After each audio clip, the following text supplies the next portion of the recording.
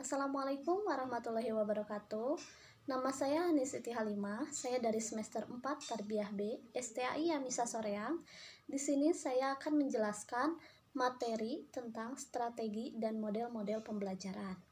Untuk lebih jelasnya, mari kita simak beberapa menit kemudian tentang pemaparan materi mengenai strategi dan model-model pembelajaran. Yang pertama, saya akan membahas tentang strategi pembelajaran. Apakah itu strategi pembelajaran? Nah, strategi pembelajaran ialah suatu pendekatan, prosedur, metode, model, dan teknik yang dipergunakan dalam menyajikan bahan atau isi pembelajaran. Sujana berpendapat bahwa terdapat dua pendekatan, yaitu pendekatan ekspositori dan pendekatan inquiry. Untuk pendekatan ekspositori yaitu suatu pendekatan yang menekankan pada penyampaian informasi oleh pengajar, yaitu guru, kepada peserta belajar, siswa, yang memberikan peluang kepada pengajar sehingga penyampaian materi sampai tuntas. Nah, pendekatan ekspositori ini sering digunakan dikarenakan keadaan kelas yang cukup banyak.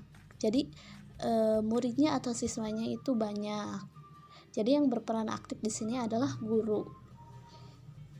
Yang kedua ada pendekatan inquiry yang mencakup discovery, problem solving, reflex thinking. Nah, jadi pendekatan inquiry itu untuk memberikan kesempatan pada peserta belajar agar dapat belajar melalui kegiatan pengajuan berbagai permasalahan secara sistematis. Nah, salah satu contohnya itu dengan kerja kelompok atau diskusi-diskusi ringan di dalam kelas. Oke, kita masuk ke pembahasan selanjutnya, yaitu mengenai model pembelajaran. Sebelum kita menginjak dalam model-model yang ada dalam pembelajaran, kita juga harus mengetahui apa itu penjelasan dari model pembelajaran itu sendiri. Jadi model pembelajaran merupakan bentuk kegiatan pembelajaran yang dikembangkan atas kelengkapan dan pilihan karakteristik strategi pembelajaran.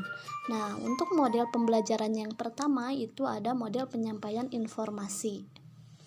Model penyampaian informasi banyak menekankan pada komunikasi antara pengajar dan peserta belajar, baik secara individu, kelompok, maupun klasikal. Model ini digunakan dengan kondisi peserta belajar terdiri dari pemula dan memiliki karakteristik yang beragam, jumlah pengajar terbatas, serta sarana belajar yang cukup terbatas juga, serta waktu yang sangat terbatas. Nah, jadi metode penyampaian informasi ini sangat disarankan untuk sistem pembelajaran daring seperti ini gitu ya. Yang kedua ada model partisipatif. Model ini lebih banyak melibatkan peserta belajar dalam kegiatan pembelajarannya. Ketepatan penggunaan model pembelajaran adalah jumlah peserta belajar disesuaikan dengan kemungkinan untuk terjadinya kegiatan pembelajaran ini. Nah, selain itu, tersedianya sarana belajar yang menunjang kegiatan pembelajaran dan masih banyak lagi. Nah, untuk yang ketiga itu ada model tutorial. Nah, jadi dampak dari kegiatan model tutorial ini adalah dapat menghasilkan peserta belajar yang memiliki kemampuan yang tepat dan tinggi. Hal ini didasarkan atas pertemuan yang intensif antara pengajar dan peserta belajar dalam mempelajari bahan kajian yang dibutuhkan. Nah, adapun penggunaan model tutorial dalam pembelajaran diantaranya adalah yang pertama, pembelajaran secara independen atau perorangan ya, sendiri-sendiri. Yang kedua ada model pembelajaran pengarahan diri, jadi fokus hanya pada satu anak dan diarahkan kepada arah yang ingin ditujunya. Yang ketiga itu ada program pembelajaran yang berpusat pada peserta belajar. Nah, yang keempat ada model kelompok belajar. Kegiatan pembelajaran dengan model kelompok belajar diselenggarakan dalam jumlah peserta lebih dari satu orang.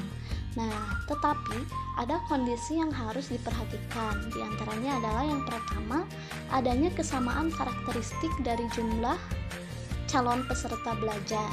Yang kedua, pengajar memiliki kemampuan untuk mengelola kegiatan pembelajaran secara kelompok. Yang ketiga, bahan belajar diminati oleh sejumlah calon peserta belajar.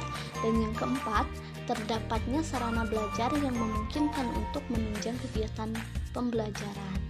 Nah, untuk model pembelajaran yang selanjutnya, yang kelima, ada model paket belajar. Nah, jadi model paket belajar ini ditunjukkan pada kegiatan pembelajaran yang menggunakan sejumlah buku paket. Peserta belajar dapat belajar secara langsung dari paket yang sudah disediakan. Nah, jadi model paket belajar ini sudah digunakan dalam masa pandemi ini. Jadi guru mengadakan kegiatan luring maupun daring dengan memberikan buku-buku paket kepada peserta didik. Dan model pembelajaran yang terakhir yaitu model belajar melalui media. Media dalam pengertian keseluruhan dapat mencakup barang, alat, benda, dan manusia yang dapat dijadikan sumber belajar. Nah, kondisi yang perlu diperhatikan untuk penggunaan model belajar melalui media diantaranya sulitnya peserta belajar untuk mempelajari bahan ajaran dalam kondisi objek yang sebenarnya. Nah, jadi selain banyak keuntungannya dalam menerapkan model belajar melalui media ini, ada juga dampak negatifnya. Salah satu dampak negatifnya yaitu anak-anak, terutama anak-anak tingkat dasar, kesulitan untuk menggunakan gadget. Jadi mereka harus didampingi oleh orang tuanya untuk belajar melalui media, terutama media handphone itu ya. Tetapi banyak juga hal-hal positif yang bisa diambil dari model belajar melalui media ini. Nah, pokok pembahasan yang selanjutnya itu ada model komunikasi dalam pembelajaran. Yang pertama itu ada model komunikasi linear atau komunikasi satu arah. Yang kedua model komunikasi cybernetis, dan yang ketiga itu ada model komunikasi konvergen. Nah, jadi konvergen di sini adalah secara multi arah di antara penerima menuju ke suatu fokus atau minat yang dipahami bersama. Nah, mungkin dicukupkan sekian pemaparan dari saya. Semoga bermanfaat ya ilmunya dan menambah wawasan bagi kita semua untuk pemaparan materi yang tadi mengenai strategi dan model-model pembelajaran. Mohon maaf bila banyaknya